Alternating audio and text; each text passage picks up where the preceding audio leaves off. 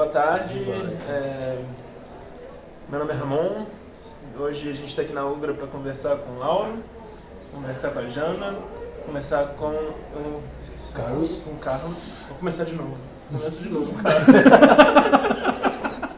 Enfim, meu nome é Ramon, a gente está aqui para conversar sobre esse novo trabalho da Mino, o 27º título da Mino, 27º. Primeiro título da coleção Incendiária. A gente está aqui com a Jana, que é editora da Mino, com o Carlos, que é um dos idealizadores do livro e um dos responsáveis também pela coleção Incendiária, junto com o Lauro, que também ajudou a pensar o projeto todo. Acho que vale fazer uma pequena introdução sobre o que é esse projeto. Desde já, para mim, é uma das grandes sacadas editoriais do mercado brasileiro de quadrinhos esse ano. Eu acho muito foda o que vocês propuseram fazer com isso aí. E para explicar o que é ele, eu acho que tem que falar um pouco também qual que foi o recorte que vocês fizeram, né? Que é exatamente o Comic Code, né? Que foi algo que teve um peso imenso na formação da indústria norte-americana de quadrinhos. O Comic Code surge em 1954, né? Em seguida ao lançamento da Sedução do Inocente, do Frederick Wertham. E aí eles criam um comitê do Senado norte-americano voltada para a delinquência juvenil dos leitores de quadrinhos. Na verdade, o Comic Code não era do Senado, né? Não, o Comic Code... Não, ele é o resultado disso. Da investigação que teve no Senado E aí eles criam Inclusive o cara, eu esqueço o nome de todo mundo, mas o cara lá que fez a Sedução do Inocente, como é? Frederick Wertham. Tá. É porque eu sou horrível para nomes. Ainda bem que eu tenho 2 filhos só, porque senão se tivesse 3 já tava boa. Mas ele ficava puto porque ele achava que era muito leve, tinha que ser uma coisa pública e...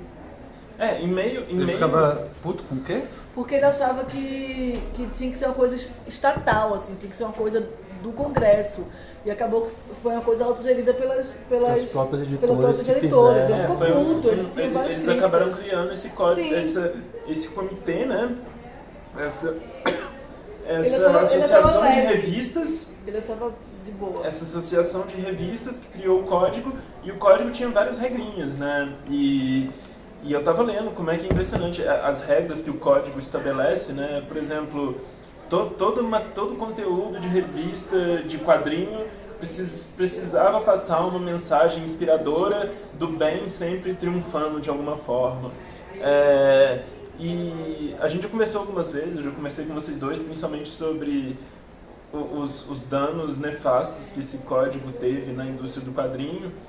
Mas enfim, falando o fim do recorte que vocês estabeleceram, eu acho que agora a gente pode voltar para o começo, de como que esse projeto surge, né? São 32 quadrinhos, 23 autores e muita gente foda, do tipo Jack Kirby, Alex Todd, Steve Ditko, Bollywood, enfim, muita gente foda. Vamos para essa origem mesmo, assim, qual que é o momento que isso começa a virar um livro, que isso começa a virar isso aqui que a gente está... Antes de virar um livro, o Carlos começa, assim, porque a semente inicial foi o Carlos que trouxe. É a doidice do Carlos, né? Não, foi na ideia de trazer, justamente restaurar essas artes antigas aí já perdidas, de trazer elas para um público que nunca viu, né? Não tem esse... Mas de onde você tirou essa ideia? Não, surgiu na verdade de ver materiais que estavam saindo hoje em dia em bancas e tal, e não era um material bacana. Falei, pô, dá pra fazer uma coisa mais legal. E daí surgiu, em termos de restauração, de imagem, falei, pô, o pessoal tá lançando umas coisas que dá pra ficar mais bacana.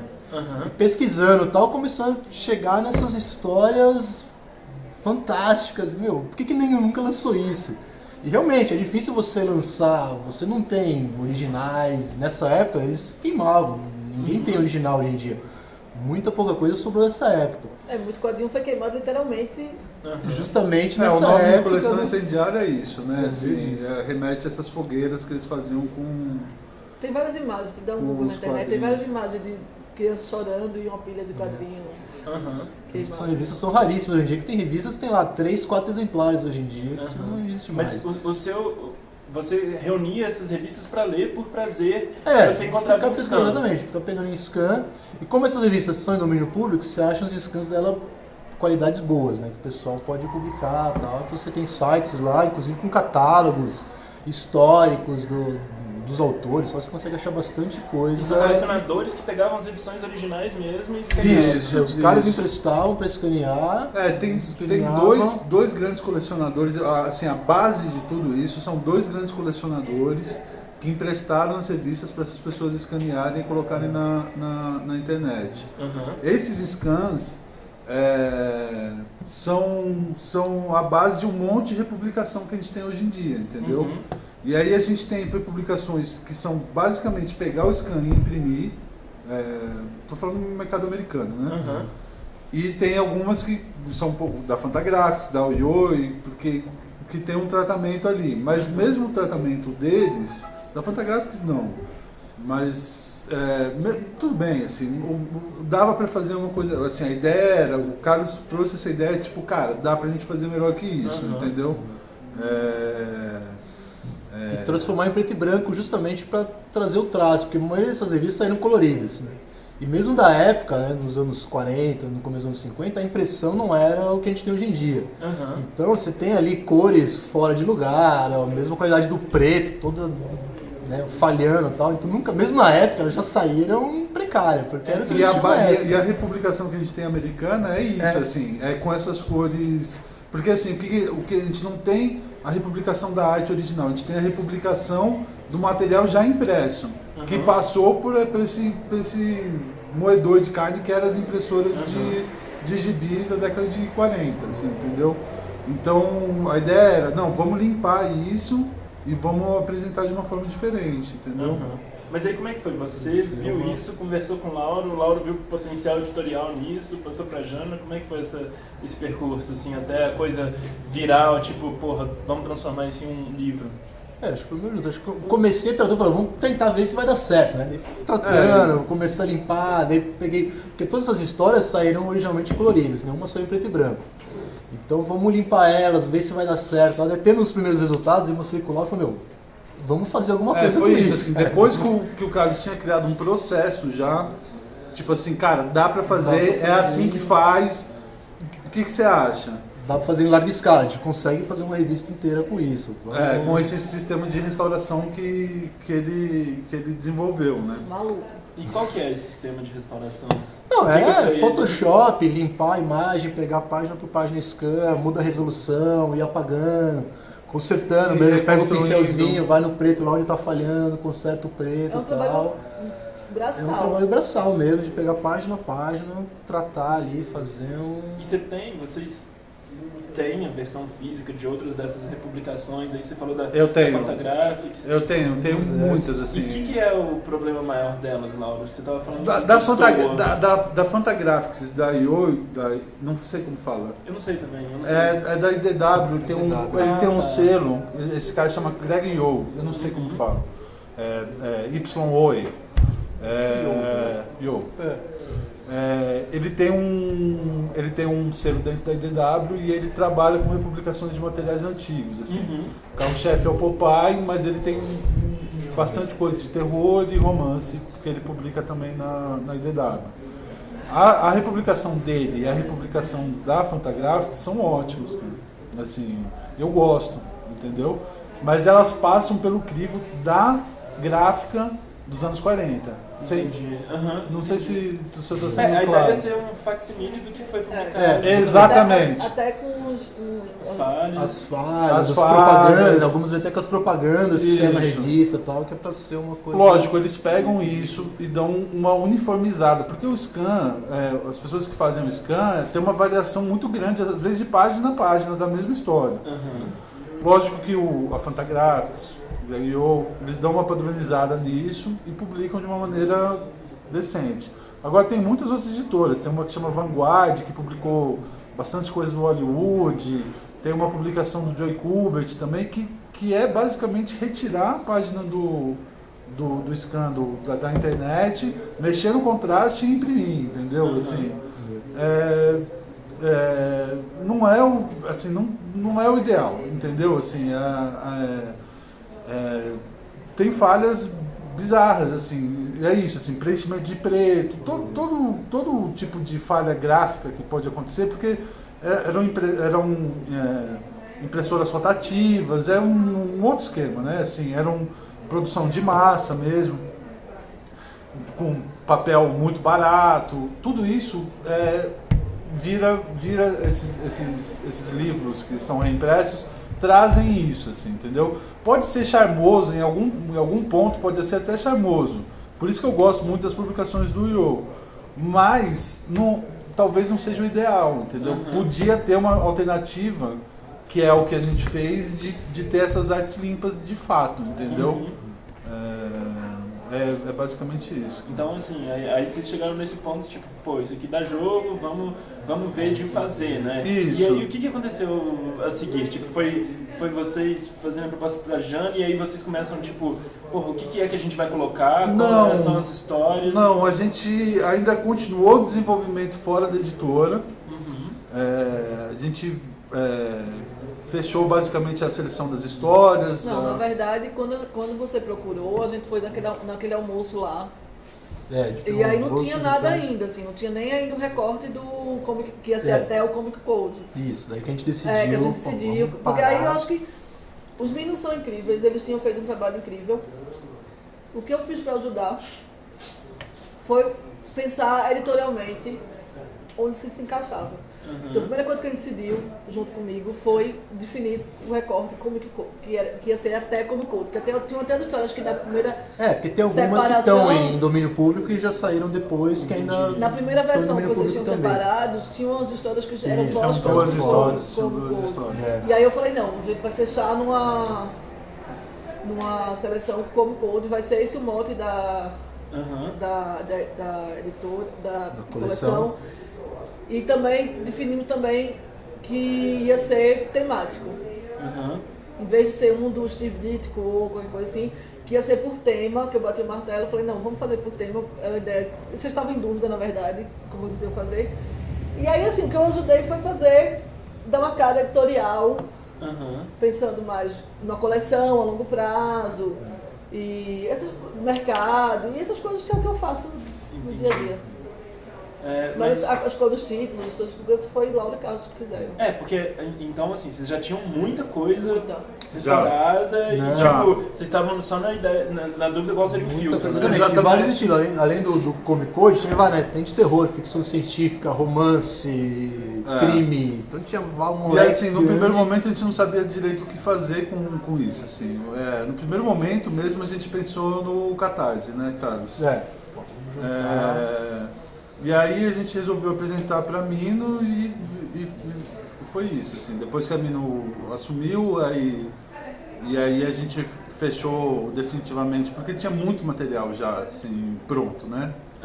E aí a gente definiu tudo. E eu vi que podia fazer uma coisa a longo prazo. A longo prazo, assim, ter 8, 10, 12 volumes, não sei. O material é infinito. Não, tem material, tem bastante coisa. Na hora que você estabelece que o projeto vai ser e a primeira coleção que a Mino está publicando, você tem que ter umas bases muito estabelecidas, porque não é um livro que você vai lançar aí, ok. Você tem que pensar num formato e numa coisa que dê fôlego para você passar 2 anos, 3 anos publicando aquela série. Eu acho que, eu quero muito falar sobre o futuro da coleção e tal, mas eu também fiquei curioso em relação ao material original. Depois eu estava mexendo, vocês estavam falando das cores, e não tem muita acreditação das cores. Não, acreditação, não existe acreditação das cores. Vocês sabem como é que era feita essa colorização? Cara, normalmente quem coloria quadrinho era igual montagem de filme, assim. Eles entendiam que era um trabalho feminino, assim, entendeu? Mas era uma coisa de série. Assim, o que acontece? A coloração na gráfica era feita por mulheres.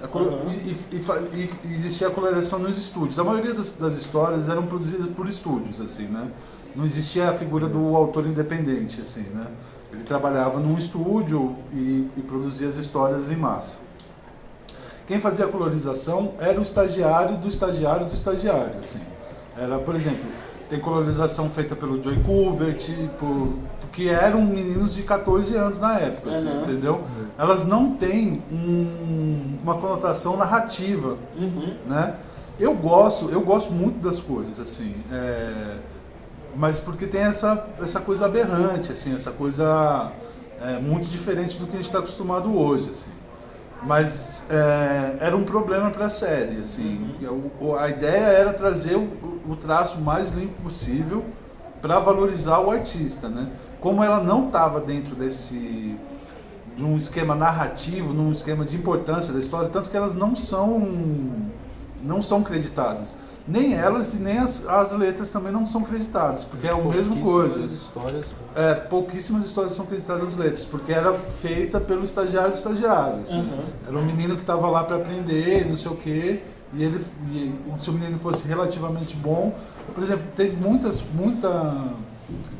letras que quem fazia era o Julius Pfeiffer, cara, entendeu? Que era um menino também, sei lá, de 14, 15 anos, que vivia dentro dos estúdios para aprender, assim, entendeu? E que depois veio se tornar um puta editor, né? Não editor. Julius Pfeiffer é o que escreve para teatro, ele tem até quadrinhos publicados e tal, aquele Morte da Minha Mãe, não sei, saiu pela Companhia das Letras. Sim, Mate Minha Mãe. Mate Minha Mãe. Ele escreve bastante para teatro e tal, mas ele começou nos quadrinhos e começou nesse esquema, tipo, sendo assistente do assistente, assim, entendeu? Tanto que na época se pagava, acho que era 50 centavos por página colorida. Era o pagamento de cada página, era 50 centavos. Mais ou menos, um quadrinho independente ganha hoje em dia por página. 50 centavos, né? Mais ou menos, não mudou muito. Mas o que me chama... Só diferença que lá é dólar. O que me chama mais atenção nesse trabalho todo é que, no trabalho deles aí, é que apesar de ser toda essa... ser uma coisa quase industrial, igual você falou, Lauro, que eram caras que trabalhavam para estúdios e que tinham que fazer essas revistas que circulavam em bancas e que tinham várias demandas e obrigações e tal, mas são trabalhos extremamente autorais também, né? Não, são, cara. Tem um lance muito específico que aconteceu nessa época, que é o seguinte, cara. O cara que estava comprando essas histórias, o editor que estava comprando essas histórias para encher as revistas dele, ele não estava preocupado absolutamente em nada com as histórias. Assim. Ele estava vendendo terror agora, então eu quero uma história de terror. Eu quero uma história com gente enforcada. Era isso, a prerrogativa era essa. Assim. Em contraparte, os artistas que estavam produzindo essas histórias ainda não estavam cientes do que eles estavam produzindo uma arte, assim, era uma coisa muito B, assim, né, assim, livros e tal, muitos desses artistas nunca falavam para a família que estavam trabalhando no estúdio fazendo história em quadrinhos, assim, era uma coisa... Mas com tudo isso, assim, mesmo assim com essa falta de importância, eles tinham liberdade total para produzir o que eles queriam, porque não estava passando pelo crivo de ninguém, assim, não existia uma indústria... Apesar de existir uma indústria de massa, vender muito mais quadrinho do que vende hoje, essa coisa não tinha um cuidado editorial, né? E esses caras tinham liberdade para fazer o que vinha na telha deles, assim. Então, sim, tem trabalhos altamente autorais aí dentro, né? Assim. E aí, esse trabalho, como é que foi o filtro? Bem, tá aí, vocês determinaram o filtro, tipo, como é que foi a seleção? Eu quero saber não só os critérios que vocês usaram, mas a sensação, a dor que deve ter sido de, tipo, tirar isso fica dentro, isso fica fora, sabe? Porque assim, é igual, pelo que a Jana falou... Pelo que eu falei, parou a palhaçada, só até o Cold e quase que eles morriam. Não, mas e assim, a gente vocês tinham conteúdo para publicar, por exemplo, alguma... Exatamente, por exemplo, teoricamente o livro seria muito maior. A Janaína falou, não, gente, peraí, tem que cortar isso aí. O que eu fiz foi domar um pouco a doidice dos dois. Que é importante, é um trabalho fundamental no meio do quadrinho de ter tudo. O que aconteceu, cara? No primeiro volume é uma janela de estilos, assim. A gente resolveu não fixar num estilo só, assim, tanto que tem histórias mais antigas, histórias mais novas, tem traços variados, assim, foi dar uma amplitude do que era produzido naquela 20 anos ali, entendeu? Até porque eu bati muito na tecla, que é o seguinte, porque às vezes eu falava, gente, não pode botar as melhores histórias todas no volume só, porque na minha cabeça só, não, mas é sério, na minha cabeça, como editora-chefe da Mini, como a gente faz um planejamento muito maior do que quem estava trabalhando no livro, que tem aquela visão mais... Eu sabia que, vamos supor, esse primeiro volume é ficção científica, o segundo é terror, o terceiro talvez seja crime. Talvez não. Vai ser Não, ser crime. É porque, enfim, não tem ainda as histórias. Né? Tem, né? Mas eu não sei, não passaram. Eu não estava pensando nesse volume, eu estava pensando que ia ter mais 3. Pelo meu planejamento, ia ter mais 3 de ficção científica. Então, meu medo era que os meninos pegassem o melhor na ânsia de fazer o melhor quadrinho do mundo e que a coleção fosse caindo com o passar do tempo. É muito material, isso não vai acontecer. O trabalho que o Carlos fez foi incrível, o trabalho que o Lauro fez também foi incrível na seleção das histórias. Então eu acho que depois dá uma equilibrada, assim. Não tem uma história ruim. Porque é tanto material que dá pra você lançar 5 sem muita história ruim. E o que acontece é o seguinte, é um negócio que tá vivo, né? Porque todo dia o Carlos, a gente pesquisa novas histórias, assim. Então, às vezes, quando a gente fechou esse volume, passou uma semana e a gente descobriu uma história que, porra, cara, tinha que estar nesse volume, entendeu? Assim, e vai continuar acontecendo, assim, porque a gente vai pesquisando dia a dia. É muito material. É muito material para pesquisar, assim. A gente, quando a gente lançou o livro, você já estava pesquisando o quê? Uns 2 anos, né, Carlos? 2 anos já. Entendeu? Não, eu devo ter separado umas 20 mil páginas lá separadas para ir separando entre vários temas e romance e terror, coisa a gente vai... Fui separando por autores. Porque aí o que acontece? Você chegava numa revista lá, você pegava o Kirby, vamos ver tudo que saiu do Kirby. Pegava uma revista que você saiu do Kirby. Pô, mas nessa aqui tem um No Strange, tem um outro cara aqui, pô, vou conhecer ele. Você conhecia esse cara, começava lá. Então uma revista, você ia conhecendo um artista novo e levava pra outra, e no final você fala, vamos voltar, deixar isso aqui, deixa esses pra próximo. Porque tem muito material, tem muita coisa. E como a gente vai restaurar, e também tem essa parte da qualidade. Foi um método, né? Então, tem, abre milhões de possibilidades. Mas tem essa questão do restauro também, assim, porque nem toda a história que a gente tem acesso tá passível a ser restaurada, entendeu? Tem muita que não é escaneada, o cara achou foto das páginas. Então, apesar de ser uma história muito boa, eu preciso lançar isso. Não dá, vai dar um trabalho de... Tem coisas que é muito manual, que fica inviável. Esse método que a Jana falou? Você tem algo específico? Não, isso que eu tô falando. Que método? Não, justamente a gente tratar no Photoshop, que seria uma coisa viável, né? Pra não demorar 1 ano pra tratar 200 páginas. Tem que ser uma coisa que dá pra fazer, isso que eu falei. Eu cheguei a 1 hora por página quando é mais difícil. Tem página que sai 10 minutos, 20 minutos, você consegue fazer. Pra ser uma coisa viável, a gente fechar num tempo, né? Se não, se gastasse um dia inteiro pra cada página, ia ficar inviabilizar o projeto todo. Assim como cores, muita gente fala, não, por que não é colorido? Porque pra você tratar a cor junto, que já é o que o pessoal tem feito, tanto em EW, fica muito difícil, porque a cor é aquela impressão que você tem que restaurar do jeito que ela tá ali, não dá pra você... ou você não tem a referência do original. Cara, eu acho assim, a gente tem, né, assim, mas um dia vai acontecer de existir uma restauração de cor boa, assim, ainda não aconteceu. Por exemplo, a Marvel, a DC, elas restauram cores de gibis antigos, assim. Ela tem 2 modos. Um é uma recolorização nova, que eles usam os efeitos novos de colorização que realmente não funcionam. Fica bizarro. Fica uma coisa nojenta, assim. O pensamento de desenho é um desenho mais plano, eles ficam botando... volume na cor. Degradê, não dá certo. E a outra é uma recuperação, tentar emular a cor original, que também eu não sei se eles chegaram num resultado bom ainda, entendeu? Eu fico com muita vontade de tentar chegar num resultado melhor que isso, assim. E acho que dá pra chegar, dá pra fazer um trabalho de cor melhor que isso. Mas tem que ser. Mas para essa coleção, a escolha foi não tratar a cor, entendeu? Assim, E é engraçado, quando você tira a cor da época, a arte faz assim. A arte salta. E a arte é muito. Tem uma história da mulher robô. Eu me deleito. Não, e essa história da mulher robô, acho que especialmente, eu não lembro quem que é o autor. O Basil Wolverton. Então tem algo ali de muito de quadrinho anos 70, de tipo, totalmente. daquela geração de... Então, mas o que acontece? O que acontece? Assim, esse livro é a fundação do mercado americano de quadrinhos, cara. E não é do mercado mainstream, porque se a gente vê Jack Kirby, Steve Ditko, você fala, porra, é a formação do mercado de super-herói. Não é isso, cara. tinham caras ali, tipo o Basil, o Fletcher Hawks, não sei o quê, que vão dizer,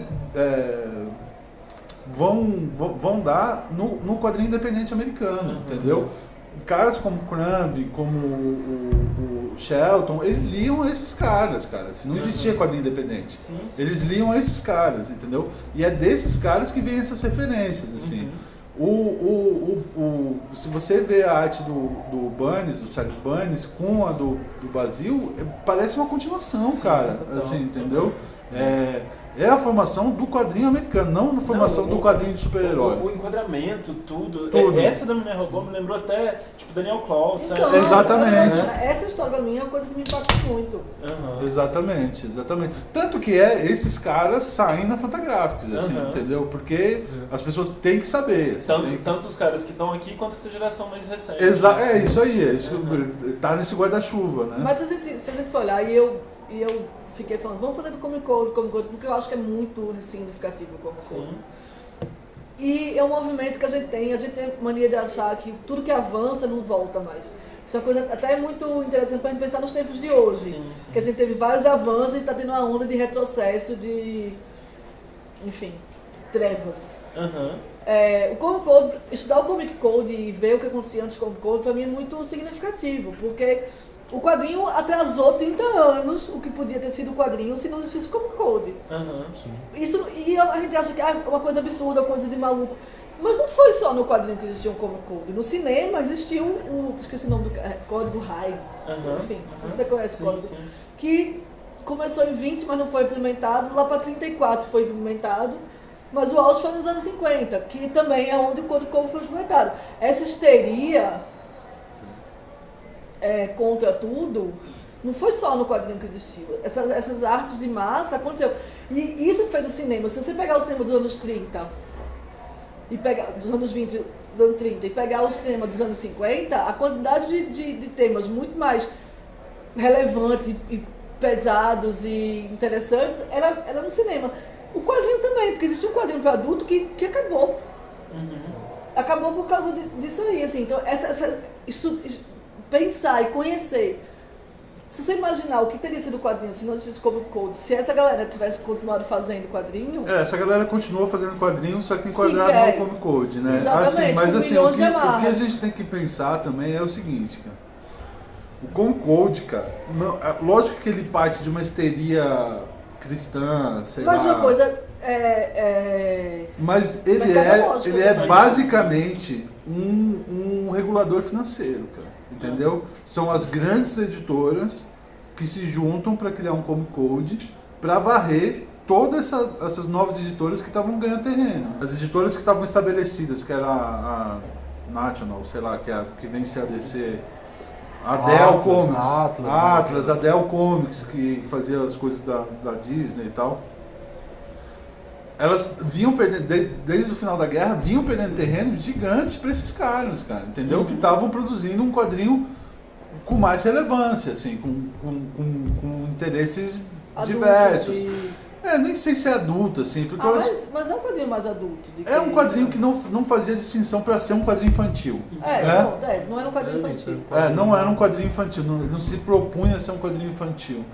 E assim, tem essa coisa financeira. Lógico que foi manobrado isso assim, tipo, gente, quadrinho faz mal, não sei o quê, até o ponto de interesse deles quebrarem os outros e continuarem e refundarem uma indústria, né? Vamos pensar, qual é onda reacionária? Se bem que reacionária não é a palavra, mas qual é a onda conservadora de controle, de censura, que não tem por trás o interesse financeiro? É exatamente isso, é isso que tem que ficar claro. No cinema também tinha interesse financeiro. Exatamente isso. E os grandes estúdios no que estavam ganhando dinheiro com o Doris Day, sabe? Nos anos 50 a gostosinha e acabou, não vamos pensar. Vou fazer filme para consumir. Não existe. O Bolsonaro tem interesse financeiro, toda essa onda. E assim, é legal assim, pensar nessa coisa que aconteceu nos quadrinhos naquela época e pensar o que acontece hoje, que está acontecendo hoje, porque é isso, assim, começou as sessões do Senado, o William Gaines, cara, falou, cara, eu vou tirar essa parada de letra, cara, porque, assim, é uma estupidez, o que eles estão falando, o William Gaines, que era o editor da EC Comics, falando, cara, o que eles estão falando são coisas que não fazem o menor sentido, assim. Não teve E aí ele foi, de coração aberto, e tomou uma trozomba do tamanho do mundo, entendeu? Assim. Acho que foi um dos últimos quadrinhos que saiu pela EC, que era o astronauta, que quando tira a máscara é negro. Uhum. E, inclusive, o cara lá do Comic Code queria banir esse quadrinho, queria que eles fizessem o quadrinho dizendo que o cara era branco, porque não ia passar no Comic Code. Não era só moralizador, era racista, sexista. Mas então, é tudo meio nebuloso, assim, porque o próprio William, como que ele chama? O cara do Sedução dos Inocentes. É o Frederick Werthon. Frederick Werthon. Ele é um cara muito importante muito importante não, mas relativamente importante na coisa da luta pelos direitos civis americanos, né, cara? Uhum. Ele tinha um trabalho muito bem desenvolvido no Harlem e tal, não sei o quê. Mas em contraponto, era um cara totalmente imbecil para os quadrinhos, assim, entendeu? E as coisas todas são confusas, assim. E hoje em dia as coisas todas são confusas também. Tem um paralelo engraçado que você faz aqui com o Brasil, né? Que nessa mesma época que aconteceu isso tudo aqui, os dois principais empresários dos meios de comunicação eram o Chateaubriand e o Samuel Weiner, né? Isso. E o Samuel Weiner, ele tinha algo, claro, assim, ele era uma pessoa com dinheiro, um empresário, com os interesses dele lá e tal, mas ele era um cara minimamente aberto e que buscava, de alguma forma, retratar a realidade nos jornais dele, ser sincero e tal, mas ele foi o cara que aqui no Brasil fez a campanha, reproduziu a campanha do Werthon lá fora, reproduziu aqui no Brasil a campanha que o Werthon tinha feito lá fora, apenas com uma reação às publicações do Chateaubriand, que era que era o cara que publicava quadrinho. Então, assim, não tinha nenhum outro fundamento para ele fazer isso, sendo uma pessoa minimamente avançada para a época dele, além de ferrar o concorrente dele. Exatamente, né? Exatamente. Isso, eu acho que isso é importante, sim, porque a gente sempre fica... Lógico que tem gente estúpida, lógico que tinha família cristã queimando quadrinho, lógico que tinha tudo isso, assim. Mas o que motivou esse monte de gente que não conseguia pensar em nada é uma questão financeira imposta por outras pessoas, assim. E é o que acontece hoje. Mas né, é sempre assim. Tem meia dúzia de maluco que realmente acredita naquilo, e aí vem os interesses que se apropriam daquele discurso para impor e ter vantagens financeiras. A gente vê isso sempre. Não tem muita diferença. Eu estava contando uma história que eu contei pro Lauro, né? Que sim. Foi engraçado, genial, que genial. Tem umas 3 semanas, na época que o livro saiu, o Bleeding Cool, que é aquele site inglês de quadrinho, deu uma matéria que eles estavam contando uma história que era muito insólita, que era basicamente o seguinte: uma dessas editoras que republica esses quadrinhos clássicos, divulgou no Twitter a capa de uma coletânea deles, que é aquela capa clássica de qual que é? Da mulher decepada. É a capa da mulher decepada. Não lembro qual que é a revista. Acho que é Crime Stories, eu acho. Crime Stories, que é a cabeça e o corpo caído, assim. E a história é fantástica, porque a editora compartilhou essa foto no Twitter, a foto da capa, e o negócio girou e tal, até chegar num político americano, X, que virou e falou assim: isso é um absurdo. Como é que as nossas crianças estão lendo esse tipo de quadrinho? Como é que estão sendo produzidos quadrinhos dessa forma para a nossa juventude? E aí o pessoal do quadrinho viu e começou, começou a tirar o cara. Ele falou assim: não, e era uma das capas emblemáticas que o Werthon usou para justificar a criação do Comic Code. E aí o pessoal do quadrinho que viu isso começou a zoar o cara, esse deputado, não sei o que é, ele vira e fala, o pessoal começa a falar assim: o que você acha então de criar um código? Vamos criar um código pra isso não acontecer mais. Enfim, é a história se reproduzindo, é exatamente a mesma história num universo de redes sociais, né? Enfim, eu quero continuar com esse diálogo entre Não, a gente não vai. entre a realidade, entre essa época e a nossa realidade, mas eu também queria voltar ao filtro editorial do livro, assim. Porque, sim, vocês estabeleceram esse critério pré-comic code, ficção científica. Mas eu também imagino que devem ter muitos critérios que estão na cabeça de vocês, assim, e que talvez não tenham aflorado pro público. Sobre critérios? Que é do tipo, quem são... claro, tem nomes incríveis aqui, e eu imagino como vocês devem ter se esforçado para colocar. Tipo, eu faço questão que um Jack Kirby esteja aqui, que um Steve Ditko esteja aqui. Mas como conciliar, assim, tipo... Por que colocar essa história, não colocar outras que vocês acham que talvez fossem melhores e que não acabaram entrando?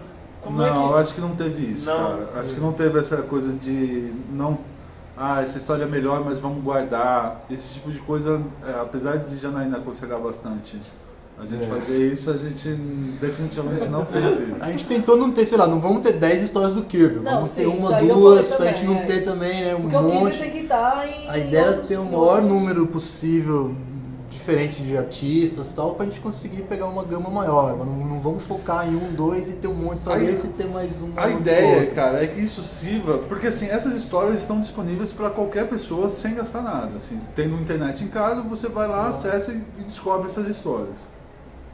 A ideia era realmente abrir uma janela para o cara poder, dali em diante, caminhar por si só, assim, entendeu? Não, e é muito interessante também, porque uma coisa, as histórias estão disponíveis, mas na hora que você faz um recorte, você apresenta aquele material de uma forma específica. Teve o texto do Ciro introduzindo, o próximo texto vai ser do Gonçalo Júnior, falando especificamente do Comic Code. O Gonçalo é um cara que, enfim, dispensa comentários. Porque é importante você entender aquilo como um conjunto. Lógico que você vai achar na internet essas histórias. Não, sim, mas é exatamente isso, assim. A ideia era que gerasse interesse para a pessoa poder procurar também a quem é Bob Poe, cara, entendeu? Assim, que é um gigante que aqui no Brasil, tipo, ninguém conhece, assim, entendeu? E é o cara que fez, sei lá, responsável pelo Marte Ataca, assim, entendeu? Sim. É o cara que inventou o Marte Ataca. E muitos desses caras, como tinham os estúdios, era tudo isso feito, né, sob demanda, então mesmo artista que você vai ter aqui fazendo ficção científica, vai ter ele desenhando terror, ter ele desenhando romance, ter ele desenhando guerra, tudo. Então não é hoje em dia o cara desenha só um estilo, ele desenhava o que apareceu, fazia terror, fazia romance. Então a ideia, nos próximos volumes, você vai ter o mesmo artista que está aqui fazendo ficção científica, vai estar fazendo terror, vai estar fazendo crime, vai estar fazendo outros estilos. E você consegue perceber o estilo pessoal do cara, do artista, fazendo cada gênero diferente, mas você consegue, não, esse aqui é um Jack Cole, esse aqui é um Bob Powell. Você consegue reparar que é o mesmo cara desenhando estilos diferentes, mas eles tinham uma gama absurda de estilos. A minha curiosidade maior em relação a esse filtro é que a gente está falando assim, hoje você olha para isso aqui e claro que a gente vê um padrão, tá? Esse padrão, ficção científica, preto e branco, pré-comic code, mas assim, são 23 autores, 36 histórias, publicadas entre 38 e 54. Isso. E tipo, apesar de você ver essa unidade, tem materiais muito distintos aí, né? Tem. De traços completamente diferentes, né? Tem. Mas é isso, Ramon, era a ideia de realmente abrir uma janela mesmo, assim, entendeu? Porque a gente podia ter optado por não colocar, por exemplo, tem histórias aí que são derivados de Buck Rogers e Flash Gordon, são poucas histórias, mas tem, entendeu? A gente podia ter optado por não colocar esse tipo de história, entendeu? Que são histórias mais antigas, são histórias da década de 30 e tal. Mas era realmente abrir uma janela pro tipo de material que estava sendo produzido, né, assim, para dar um pouco mais de... Porque assim, a verdade é, lá fora já são poucas publicações. Aqui no Brasil são... Quase não. Não tem, cara, assim, entendeu? Não tem. Agora está começando a ter um pouco mais e tal, mas não tem, assim. As publicações, mesmo as coisas de super-herói não saem aqui no Brasil. Não, e principalmente assim, com cuidado, né? Vamos falar, porque isso é uma coisa muito tosca. Então era tipo assim, conseguir ser uma coisa abrangente, apesar de ter uma unidade, como você está falando, poxa, dá para entender que tem uma coisa ali fechada e tal, mas era ser o mais abrangente possível, entendeu? O filtro era ser abrangente, entendeu? O que não significa que a coleção inteira vai ser assim, porque agora não, mas talvez um pouco mais para frente a gente possa começar a fechar esses critérios e ir para alguma coisa diferente, entendeu? Eu fico pensando também nisso, assim, vocês, igual você está falando, Carlos, que você restaurou muita coisa. Vocês olhando agora, tendo feito esse estudo aqui, quando vocês pegam um material logo em seguida ao surgimento do Comic Code, vocês já notam um desnível, uma quebra assim, de construção de raciocínio dessas pessoas que estavam propondo algo diferente e de repente tem o código surge e infantiliza tudo? Vocês acham que é abrupto? Isso foi abrupto? Assim? Eu acho, porque é um desmonte, né, cara? Assim, não existe uma continuidade do que estava sendo feito, assim. O que aconteceu é que esses artistas passaram de produzir as histórias que eles estavam produzindo de terror, de crime, de ficção científica, de romance, a um padrão de quadrinho infantil, que era os animais falantes e de desenhos animados, Disney e tal, e pro mercado de super-herói, que era uma imbecilização total, assim. O quadrinho de super-herói da década de 50 é muito ruim, né, assim, cara. É tipo, o cara deixou cair a caneta, foda-se, entendeu? É pra fazer isso, então bora, entendeu? Mas assim, também... E mesmo criativamente, você podava muito, né? Você não pode mais desenhar o cara com a faca batendo no outro, não, tem que ser algo escondido. Como é que você faz um quadrinho criativamente muda tudo, você não pode mais. Você não pode fazer com que nenhum policial faça coisa errada, que nenhum ladrão tenha qualquer motivação que seja minimamente razoável, que não tenha drogas, porque eu estou pensando nas possibilidades, eu como roteirista estou pensando nas possibilidades. Que ele seja punido exemplarmente no final. Não vamos fazer quadrinho de crime, né? Porque é impossível. E aconteceu umas coisas bizarras. Tem muitas histórias, algumas histórias dessas foram relançadas depois do Comic Code. Então eles simplesmente mudavam. Então tem a história, tem quadrinhos que eles tinham um quadrado azul. Eles apagavam o quadrinho ou o texto, então você não entendia a história, porque eles apagavam. Isso aqui está censurado, não vai sair. Via um quadrado azul e não tinha mais nada desenhado. Então você perdia o sentido completo. E eles relançavam as histórias, mudavam, apagavam um balão e não tinha nada escrito. Havia um balão e não tinha nada escrito. Só que ele foi censurado. Nunca primou pelo primor artístico. Mas é até engraçado, né? Obra. A gente está falando disso, dessa quebra de construção, e de repente o fim disso aqui representa também, por mais que talvez alguns de nós aqui não gostemos, a fase mais áurea dos quadrinhos de super-herói, né? Muita coisa não sei se é a fase mais áurea. Mas, por exemplo, quando o Kirby vai investir nas coisas da Marvel... Mas ele passa muito tempo... É 60... entendeu?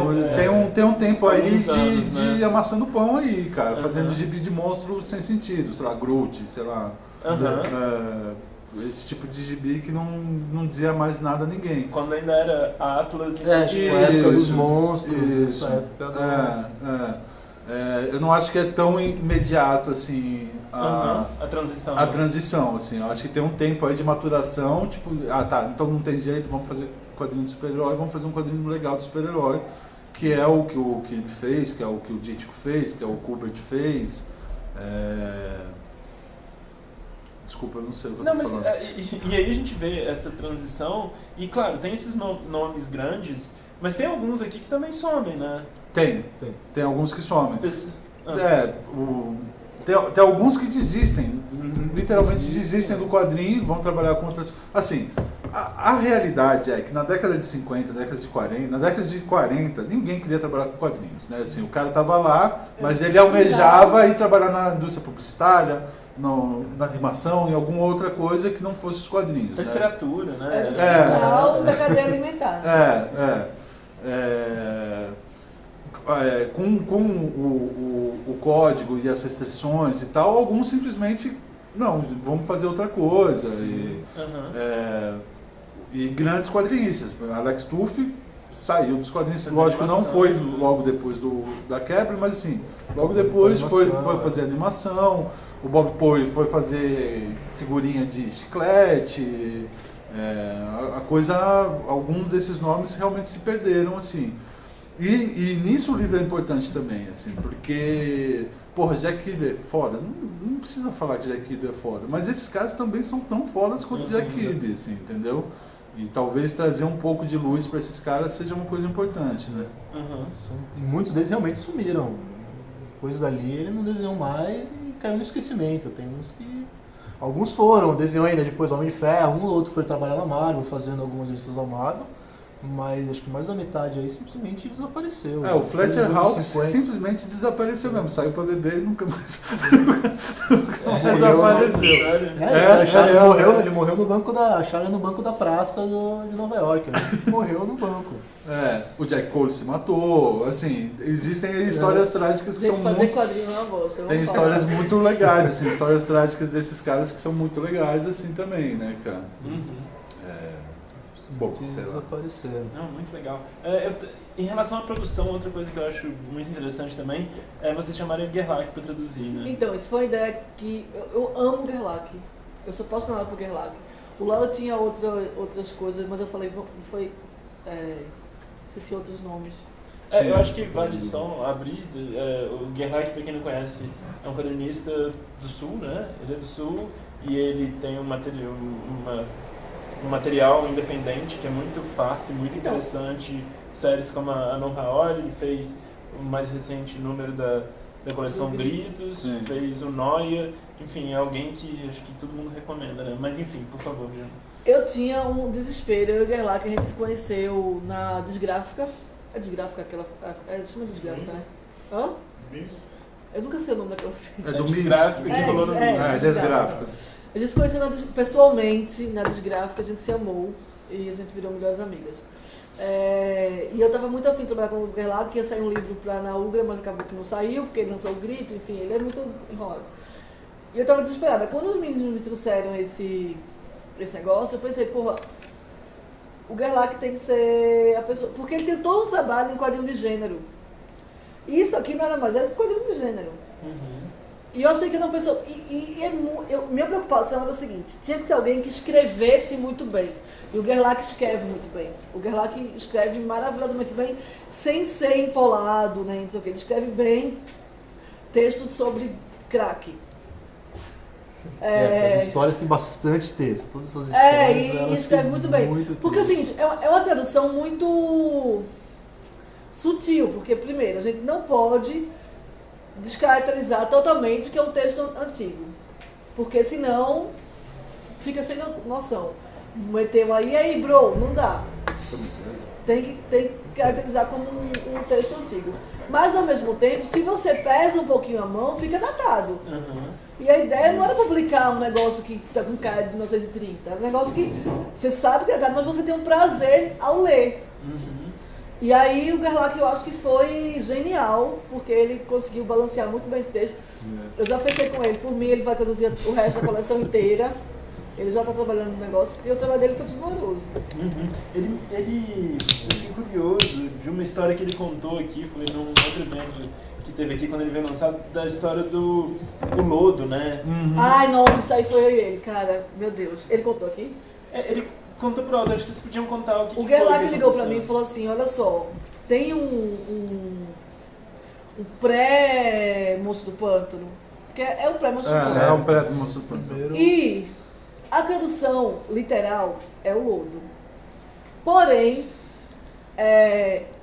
eu acho que essa porra saiu em alguma...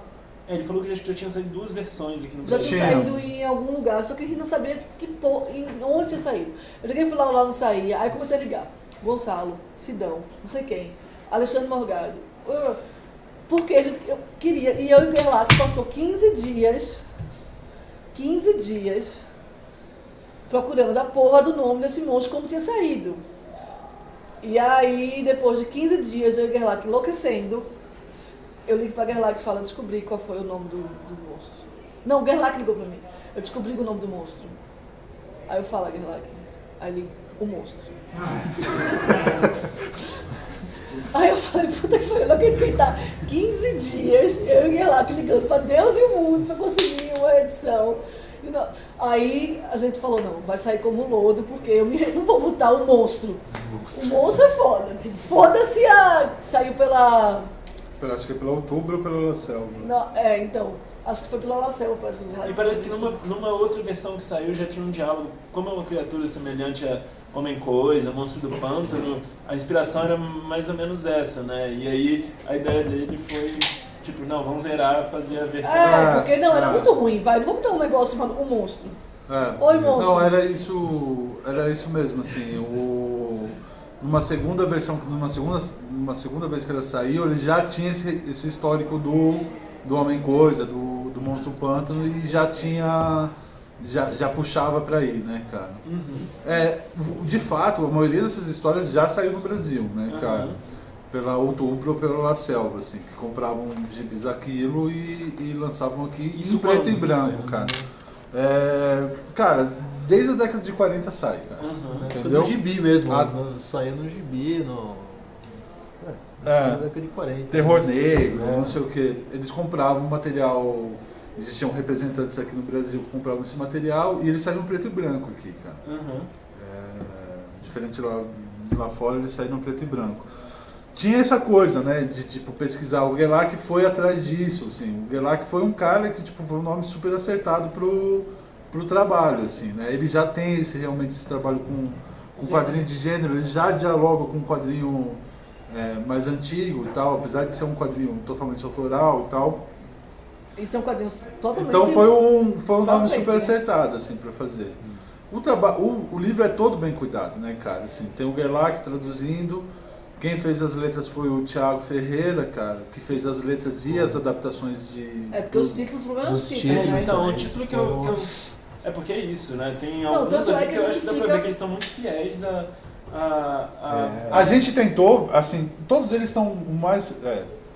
essa é a capa. Não, mas vai aparecer. Todos... Eu não tinha nem visto ela postando. Todos a gente deixou o mais fiel possível, Mas assim. como é que é esse É trabalho? a reconstrução de página, cara. É a reconstrução de página. Esses aí eram os fáceis, né, cara? Porque esse aí era o preto e tal. Esses já eram um pouco mais difíceis. Tá? A gente foi reconstruir a página e reconstruir a fonte, entendeu, cara? Esse aí é infernal. Tem um que chama Patinho Feio também, que era todo rabiscado. Foi um trampo, assim, com muito Não, o cuidado. Thiago se cara. garantiu, sim. E não é só o Abre que está traduzido. Todas as coisas que estão no livro estão traduzidas. Assim. Foi uma opção que a gente fez. Assim, não, vamos traduzir tudo. Assim. Então, se tem um bilhetinho de loteria, está escrito lá, bilhete, loteria, não sei o quê. E também, assim, outra coisa que foi muito difícil, inclusive quando eu estava preparando o texto, eu ficava, fudeu. Todo mundo sabe que português é maior do que inglês. Então, quando a gente vai traduzir livro, já é um sofrimento. Os caras usam as fontes, às vezes, nada a ver, assim. E a gente queria dar uma padronizada nas fontes, porque a gente queria dar uma padronizada pro livro. Só que foi humanamente impossível, porque eram fontes tão diferentes que não cabia de jeito nenhum. Então, a gente optou por 2 modelos de fonte, foi isso. Tem 2 modelos, porque tem o quadrinho antigo, esses que são mais derivados do Flash Gordon e tal, ele tem uma fonte totalmente diferente. Assim, não dava para querer manter a mesma fonte, porque não cabia. Teve toda essa adaptação de fontes e tudo. Então, nesse sentido, tradução, adaptação, o livro é bem cuidado demais, assim, eu acho, entendeu? E é um trabalho, cara, assim, é um trabalho tipo manual mesmo, assim, é tesão, assim, quebrei a cadeira. Não, só vem fazer merda. Não. Vamos. Se cai, ele tá filmando. Rola um momento. Não, eu acho. Bem, isso é muito interessante. Gente, eu tenho várias perguntas. Se alguém quiser fazer pergunta também, acho que tá aberto aí.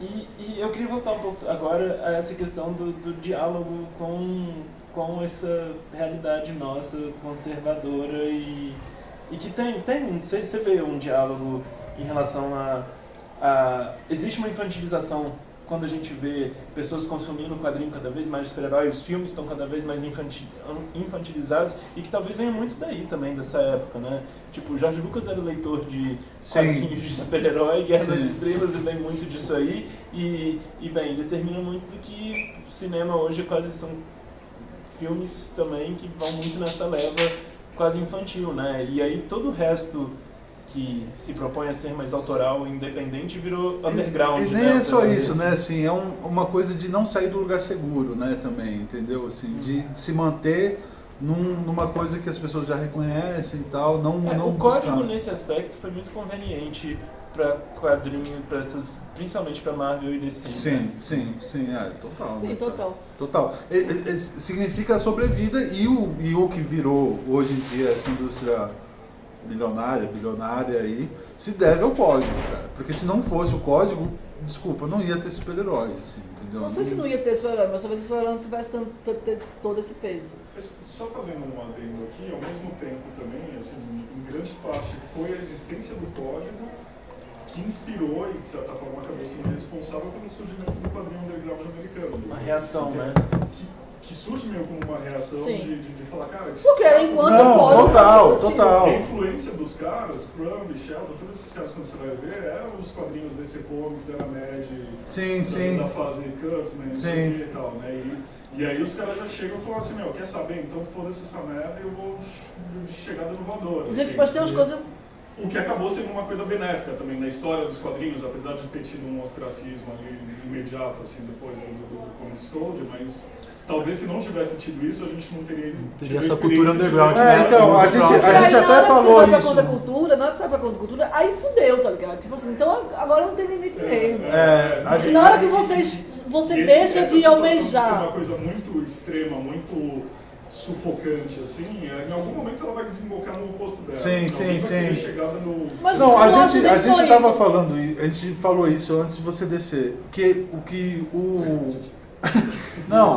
que o livro, cara, retrata a fundação do quadrinho americano, não do quadrinho que vai desembocar em super-herói, do quadrinho americano, ponto, entendeu? Porque, assim, tem caras aí que vão desembocar no quadrinho underground, entendeu? Mas olha só, a gente fica falando do código, mas ninguém tem a obrigação de saber como era o código. Mas eram umas coisas absurdas, tipo, não pode Batman e Robin porque Batman é homossexual.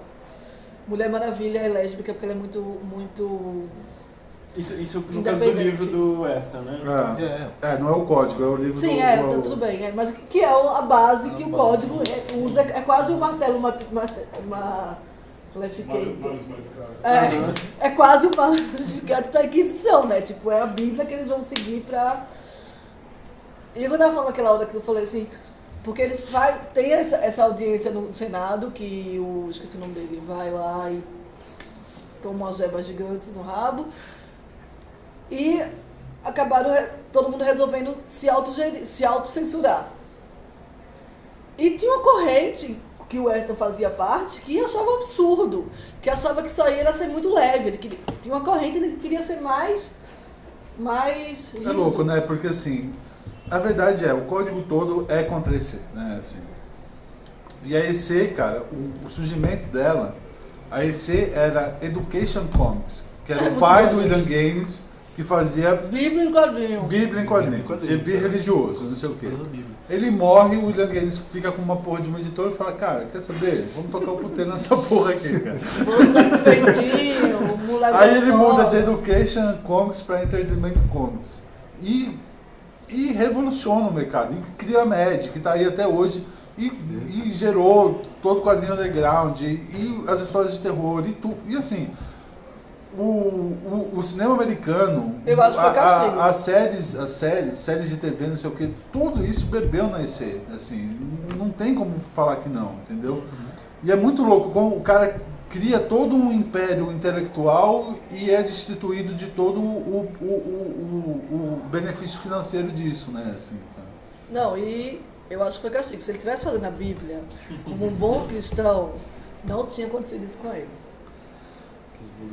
Você vai fazer coisa com capeta, não dá certo.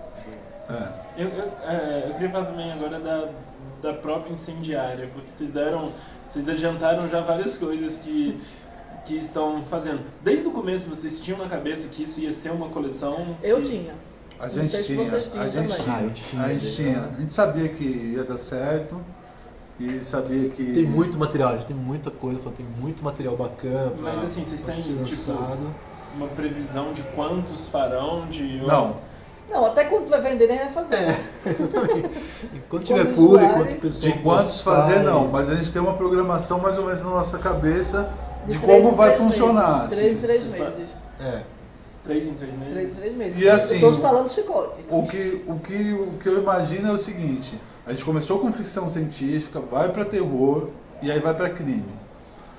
E aí talvez tenha um retorno, entendeu? Talvez mais um volume de ficção científica, talvez mais um terror, e aí a gente arrisca mais um romance, um de guerra, um que... Porque terror e ficção tem muita coisa. Tem muita e é uma coisa que coisa. as pessoas gostam. Tem um público muito grande também. A gente vai lançar o de terror em outubro porque é o mês das bruxas. Então a gente achou bem. Já em outubro agora? Já em outubro. Já. Já tá. E Já. como é que tá? Em que Finalizando. etapa que tá? Ah, a gente nem começou. Não, mentira! Já tá dando mentira! Eles querem dar uma de doido, mentira. Ó, eu levo tudo na rédea curta. Alguém tem que botar. Tá baixando, fazendo download do scan. Fazendo um download, vai começar a tratar. Não, já tá terminando de traduzir agora. Gerlach também. É. Gerlach também tá terminando de O traduzir. Ciro já fez o texto, vai mandar até Quem segunda-feira. fez O Ciro não, o Gonçalo. O Gonçalo. O Gonçalo vai, O vai Gonçalo vai fazer um mandar. texto sobre como E aí a povo. gente começa essa parte de adaptação de... Os títulos já foram passados, o Gerlach traduziu os primeiros títulos, porque aí já vai fazer o trabalho de. Que é a parte mais difícil, que é fazer esses começar a letterings. mudar os os letterings. títulos. É. Então em outubro Tá aí. sai o... Não, em outubro sai, nem que eu mate um. Em outubro sai o segundo volume, que é de terror, e tá muito mais legal, cara. Tá. Por quê? Muito mais legal. Porque terror é muito mais legal que ficção científica. E o que tem? Você pode adiantar? Tipo, Cara, pelo menos dessa galera Tem aqui. tem um nome que não tem no primeiro volume, que é um nome gigante, que é o Jack Cole, cara. Aham. Assim, que é um cara sensacional, que a gente não tinha uma história dele no primeiro volume e a gente vai ter agora no segundo, assim. Isso aí. Um outro gigante também, que foi. Esse é um dos que sumiram, que era o Fred Guardineiro, O Fred Guardineer. que desenhou muita coisa e hoje em dia desapareceu, ninguém fala dele, que também vai ter uma história dele. E é um cara que desenhou depois muita coisa, principalmente western, tem muita coisa de western, então vai ter vários. Vai ter umas figurinhas carimbadas, né? O Kirby, Dítico, vão ter uns que vão ter. Vão ser estar lá, reprisados, mas tem né? vários artistas novos aí, acho que talvez metade mais ou menos vai ser De artistas mais uns novos. novos aí. Mas não, vocês pretendem também? Pretende. A gente pretende tudo. O terceiro ia ser West, depois ia ser Guerra, agora vai ser Crime. A gente, assim, a opção, assim, foi uma coisa assim, eu tentei convencer Janaína e Carlos muito para ser crime o terceiro, cara. Porque é o seguinte, as histórias de crime foram a principal alavanca pro Comics Code, O principal né? alvo, né? Foi o crime principal foi o alvo, principal. assim. E aí o que acontece? No terceiro volume a gente pode colocar um monte de história que foram as histórias que estão em Sedução do Inocente, que geraram toda essa repulsa aí da juventude cristã. e O tal. terceiro volume, pela nossa programação, sai em começo de janeiro. Uau. Final de dezembro, começo de janeiro. E desse pessoal, assim, agora já para além do livro, assim, o que interessa mais vocês, desse pessoal que está presente nesse primeiro volume, pós-Comic Code, quem vocês acham que teve uma produção mais interessante assim? É difícil falar, né, cara? Uhum. Porque tem muita gente muito boa também, mas...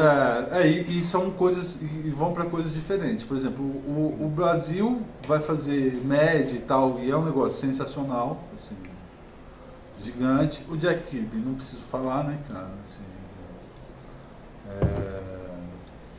o Bob Poe vai desaguar nas figurinhas de chiclete que faz Garbage Kids, Mate Ataca. Aí você tem o Alex Toff que vai pro Hanna-Barbera. né? Tem o Alex Tuff que vai pro Hanna-Barbera. Tipo, não dá pra falar quem é um destaque aí. Dá pra falar? Acho que tem muitos. Mas tem algum que pra vocês... Tipo, vocês me falaram, quando eu entrevistei vocês, Não Qual falei, que não. você falou? Acho que você Ramon falou inventa. o Brasil. Ramon também. Ramon inventa. Ramon é a imprensa marrom. Nenhuma. Ramon pensa no Ramon. Ramon imprensa Ramon. Não, mas você fala de qual que, né, nessa coletânea aqui, qual que chamava mais a atenção de vocês, né? Você citou algum, agora não tô lembrando qual foi. Eu falei do Brasil, falei do Isso. Fletcher Hawks. Do Fletcher Hawks, você falou. Eu gosto demais do Fletcher Hawks, cara, assim, eu gosto demais dele, assim. Mas eu não consigo, na minha cabeça tenho, assim, um ranking, assim, mas não... São os artistas que você pegar as revistas da época, saíam em média, sei lá, 5, 6 histórias em cada revista. Então, mesmo nessa revista, esses artistas se destacavam do resto. Você tava vendo uma história e de repente, nossa, o que é isso? Nos anos 30, 40, saía aquele desenho que não era compatível com o resto da própria revista, dos outros desenhistas da época. Então, esses artistas especificamente, eles tinham uma coisa a mais, assim, eles se destacavam no próprio meio deles ali. Eles tinham uma coisa que, pô, o cara não pode estar aqui, não tá valendo isso agora. Você vira a página e de repente aparece dos morcegos cérebro ali numa revista. Você falar com esse nome, vamos falar? Esse título é foda. Morcego cérebro de verde. Elogiei. Mas eu fui curioso também em relação à repercussão, né? Porque você falou que vocês estavam o tempo todo certos de que isso ia fazer sucesso e tal.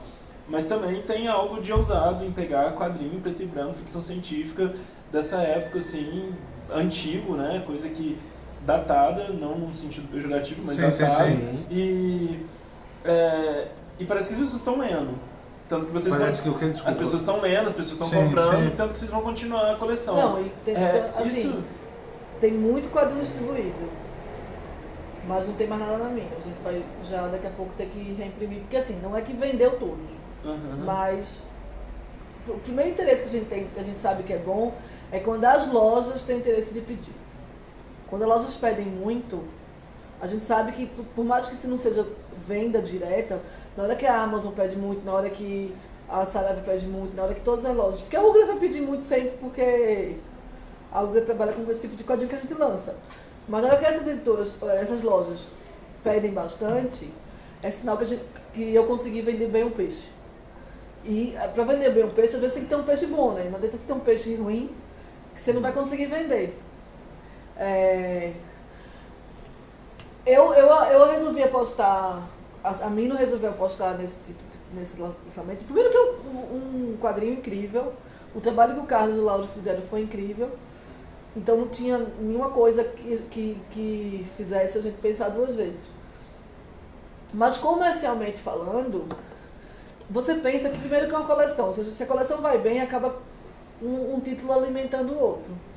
Porque se você compra um e você gosta, você quer comprar o outro, se você acha que o trabalho foi bom, se você comprou o segundo e gostou muito, você fala, putz, tem um primeiro, eu vou comprar o primeiro. E é um quadrinho que não envelhece, porque ele é um quadrinho velho. Então, não, porque a gente tem esse negócio aqui no Brasil também. Na hora que o livro é lançado, tem o frenesi do lançamento. Só que depois muitos livros morrem muito rápido. E eu consegui enxergar que esse livro tinha um fôlego muito maior que um livro O Bar, O Cão, ou não sei o quê, porque são livros que têm um destaque. Como esse quadrinho é um quadrinho que já teve a época, não é um quadrinho que está na moda agora, que vai passar daqui a 3 meses, é um trabalho de resgate mesmo, e é um trabalho importante. Então isso vai ter um fôlego maior em termos comerciais.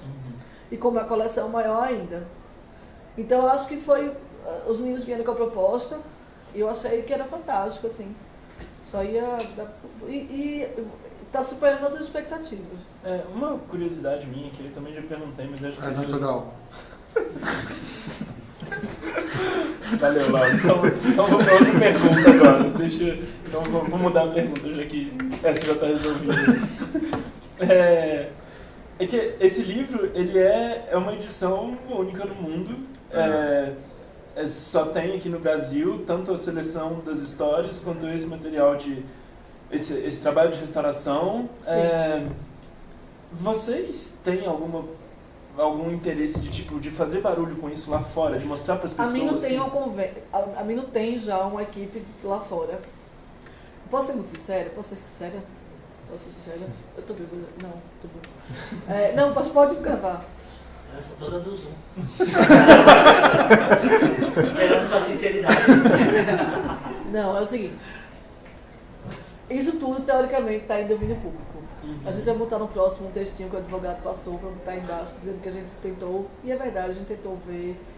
Mas tudo esse direito já caducou e as editoras faliram e etc.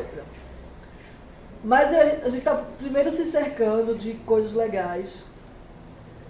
Porque para vender uma coisa para um gringo, para o americano, que talvez fosse o mercado que a gente tem mais penetração desse tipo de coisa, eu tenho que ter certeza que eu não vou tomar um processo.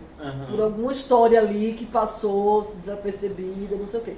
Então, eu estou fazendo todo um trabalho com isso. Porque é uma coisa, sair aqui no Brasil, que neguinho não sabe nem o que saiu.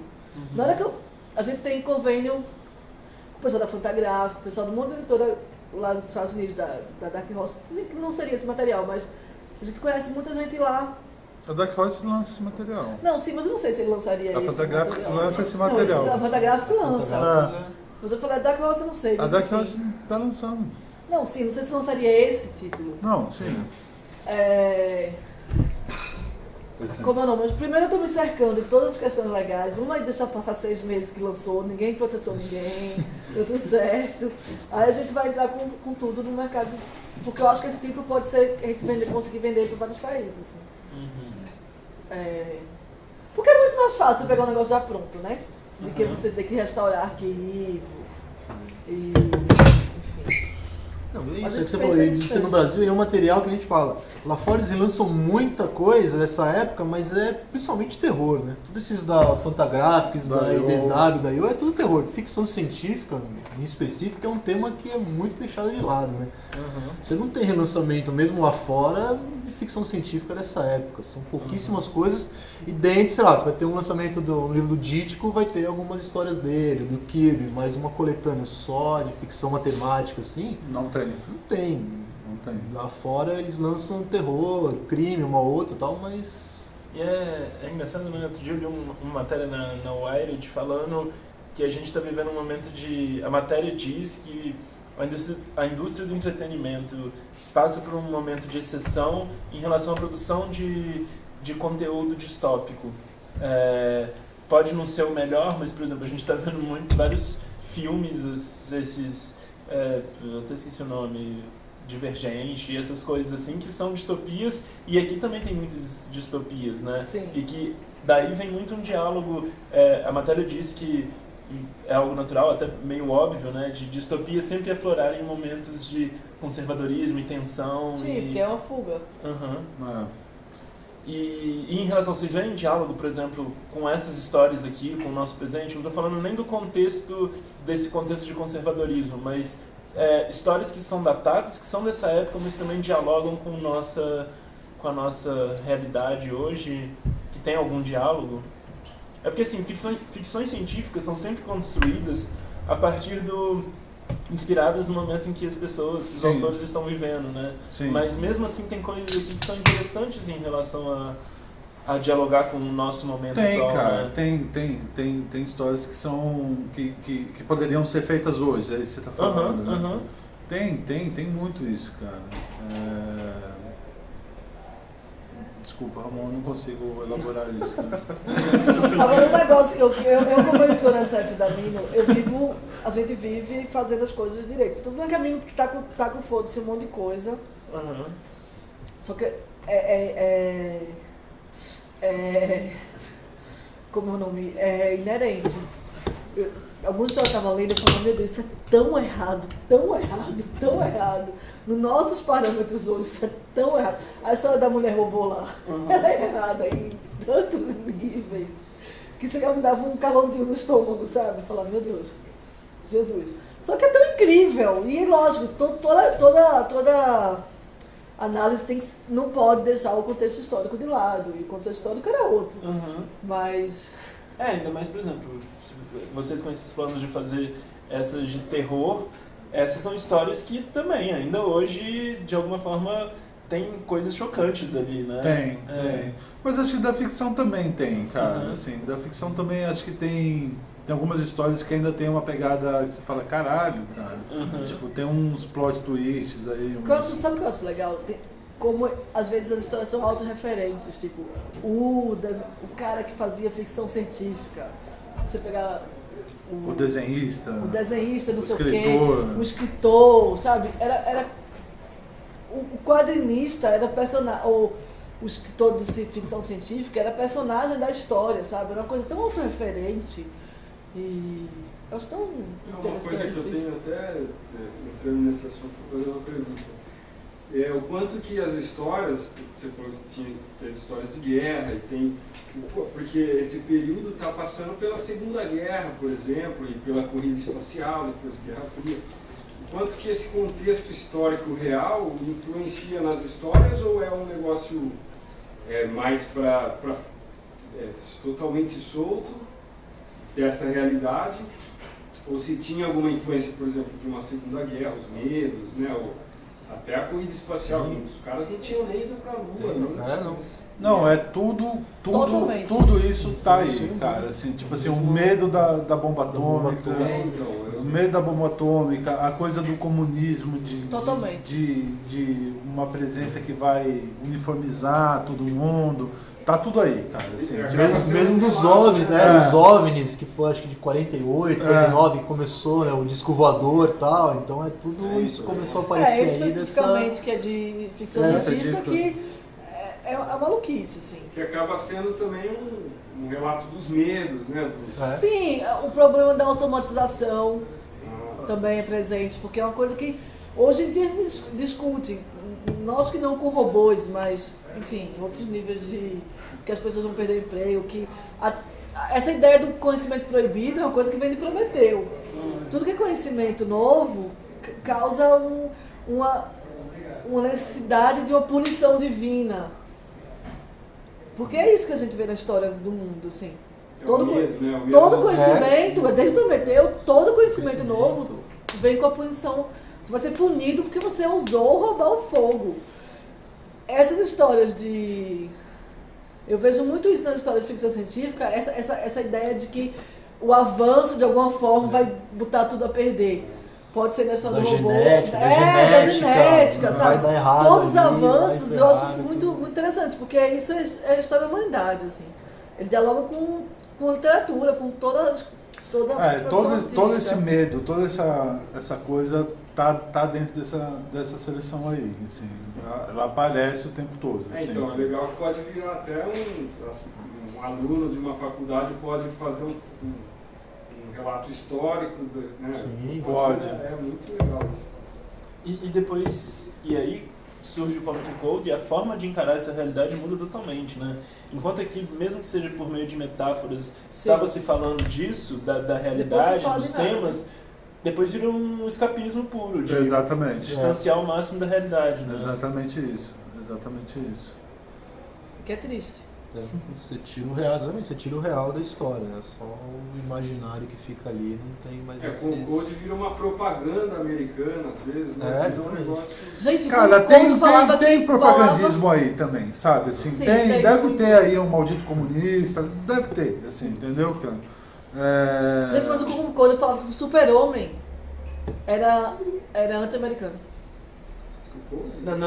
Não. O livro. O Sedução dos Inocentes. O Comic Con não, o Sedução dos Inocentes, desculpa que eu fico falando Comic Con.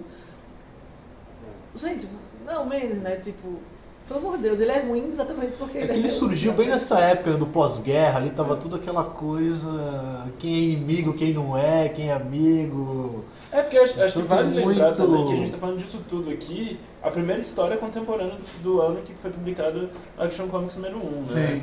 Sim. Que é, tipo, isso aqui não é que depois disso aí surgem os super-heróis. Os super-heróis já existiam, mas é que eles passam a ganhar mais espaço depois, né? Na minha cabeça, cara, a história de super-herói, tanto quanto a história de quadrinho infantil mesmo, de animal falante, tinha uma conotação ainda mais tosca do que esse quadrinho que era produzido, que está aí nesse livro, entendeu? Eram artistas com menos qualidades, menos predicados, assim, entendeu? E é engraçado isso, né? Assim, como esse quadrinho que no final perdurou, né? Assim, porque não tem comparação, cara. Aí tem a história do Joe Shuster, que é o cara que fez o Super-Homem, assim, cara. Joe Simon. Joe Simon. Mas não é o mesmo padrão, cara. Assim. O diálogo disso aqui, às vezes, está muito mais com o galera que fazia pulp. Exatamente. Tá uma coisa... Que também deixou de existir, né? Deixou de existir. Boa parte do que foi produzido de cinema popular na época, de cinema que estava passando em drive-in, não sei o que e tal, que eram temas muito próximos também desses quadrinhos e tal, hoje em dia são os temas que praticamente que estão no underground, assim. O underground depois ele abraçou esses temas da bizarrice, da violência, não sei o que e tal. E isso virou nicho. O que antes era massa... Mas Douglas, você não acha que o underground tá... Não, mas virou nicho. Mas você não acha que o underground fica regurgitando isso só, cara? Não tô porque, por exemplo, assim, no cinema... Não, tô pensando assim, quando você fala de achar no quadrinho contemporâneo alguma coisa que seja, uau, tão legal quanto isso, que não seja inócua, como, né? Eu concordo com você que as tentativas de uma coisa mais de massa são bastante inócuas hoje em dia, mas você vê que esses temas, o que fazia com que esses quadrinhos não fossem inócuos, o que eles tinham de desafiador e tal, assim, na época era uma coisa que a massa estava procurando isso. Eu não sei o que a massa procura hoje, entendeu? Mas é isso que eu tô te falando. O funk não é inócuo. O funk não é inócuo, entendeu? Existem outras coisas que não são inócuas. O que eu acho é que o underground tá se autodigerindo de um monte de coisa que tem 50 anos, entendeu, cara? Sim, não. Por exemplo, sei lá, 2 semanas atrás aconteceu aquela discussão do pós-horror no cinema. Não sei se você viu. Mas era isso, cara. Um monte de gente falando assim, mas não é slasher de verdade porque não tem um cara de máscara, um cara de luva, não sei o quê. Foda-se, cara, entendeu? Assim, tipo, bola pra frente, meu amigo, entendeu? Assim, eu sou um verdadeiro apaixonado por tudo isso, assim. Tanto pro quadrinho antigo, com cinema, música. Eu sou um cara de passado já, assim. Mas o que precisa é de gente nova, entendeu? Assim, não dá pra ficar fazendo só punhetagem, entendeu, cara? Sei lá. Não, o que eu tô pensando, não tô fazendo necessariamente um elogio do underground, tô pensando mais caminhos de... O que eu acho é o seguinte, o underground não vai conseguir gerir uma coisa de massa, hoje em dia, entendeu? Ele tá muito, assim... Ele criou o nicho dele e ele está apartado da massa, entendeu? Eu vou dar um exemplo. Olha só. O Tião lia muito quadrinho, só que o Tião meio nasceu velho já. Então ele com 9 anos leu Maus. Então assim, ele lia Marvel Zumbi e lia Maus ao mesmo tempo. Agora ele está com 12 anos e ele meio que virou adolescente, só andando de skate. E adolescente. E ele não gosta bastante de ler quadrinho porque, enfim, ele gosta de assistir vídeo de vlog no YouTube e ver meme. Videogame, essas coisas. Ele leu sem eu deixar o quadrinho do Gerlach. Ele ficou louco. Ele falou, cara, isso é incrível. Porque... Mas o Gerlach não vai chegar na massa. Entendeu? Não, Se for mais incrível que seja, o Gerlach não vai chegar na massa. Mas o que eu tô falando assim, às vezes quando essa galera vê alguma coisa que não é inócuo, existe um tipo de reconhecimento. Mas o Tião também é um cara que já tem uma bagagem. Sim, não é. Mas eu tô falando o seguinte, ele não representa. Não tô falando que o Gerlach devia ser publicado 8 milhões de exemplares e o funkeiro vai ver Gerlach. Mas eu tô falando assim, falta alguma coisa de diferente que fale com a galera. Mas, por exemplo, o funkeiro podia gostar de Úlcera Vortex, entendeu? O funkeiro podia gostar de Úlcera Vortex, entendeu? Sim. Agora o funkeiro não vai gostar de, sei lá, cara. Eu não sei, não vou falar porque... Não, tudo bem. A gente...